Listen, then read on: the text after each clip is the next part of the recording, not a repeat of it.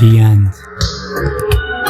This all might seem peculiar, but at the beginning, you will see you never start with the end. It's just not possible. There he lay, bleeding in the street. There he lay, bleeding in the street, blood soaked out of him.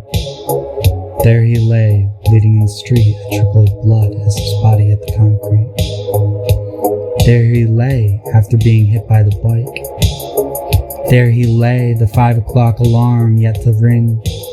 There he lay, a sweet, boring, newborn baby. The story is not about him. It's about me.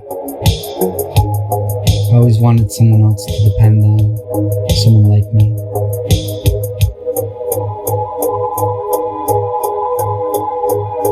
The beginning, the end. I've been living in the slums for years now, all hail the Queen, said V. Years? You mean to say that you weren't born and bred in the sewer like me? God, whatever happened to make her so nasty? Meanwhile, guard duty again. William was displeased. He always wanted to bust some bad guys, to make the world fear him, like the Proverbs of the Bat would call it. Nobody knew the story of the Bat anymore, nobody but William. He remembered how real he was, glossy even. He would watch him bust criminals. That was before the rest of his civilized life, and everyone's civilized life, as they knew it, turned, slowly at first, but then more quickly, into a desert wasteland.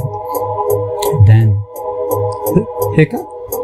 Hey, William, we got a bet to settle. Oh, William rolls his eyes gracefully and low-key enough to not pass off as rude. And what might that be? Well, Q was in the background giggling with untold force while V started speaking. I believe that the Queen is all sour because she's got cottage cheese in her pants all the time. Q started roaring. This was fine, William. People criticize the Queen. It's what drunkards do. But then, yeah, I bet it's because of that twin brother of hers. Oh shit. William knew. V knew. Everyone knew in that moment. Even poor Q eventually realized what he had said. Treason. The penalty was death. The end.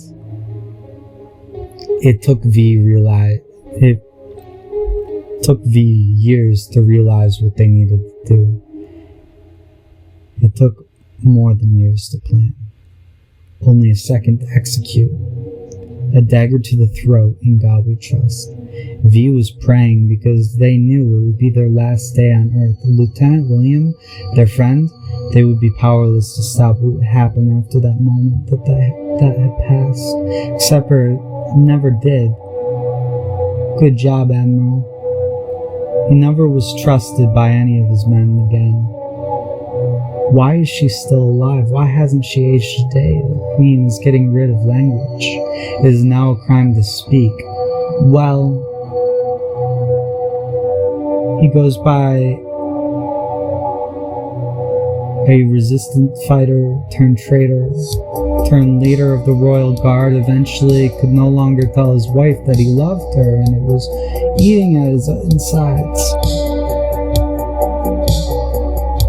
You must lead by example, he remembered her saying, but he also remembered her saying something else, something that he shouldn't have heard. It sounded like garbled mumbo at first, but eventually, after days of repeating what she had said in his mind, as it was the last words he would ever hear, they repeated in his head, across all the blank noise. It was in the night when it clicked. Once a curse had been used, let the loyal knight head loose. He had gotten too close, but he's closer now. He thought he had a drop on me, but it was what he would drop that would be the end of both of them. Nobody knew the language of old after that. They knew what it meant though, the fire in the sky, the ashes that burned. They were free once again. Humanity was free. The very beginning. When the world was created, there was rules that must be followed.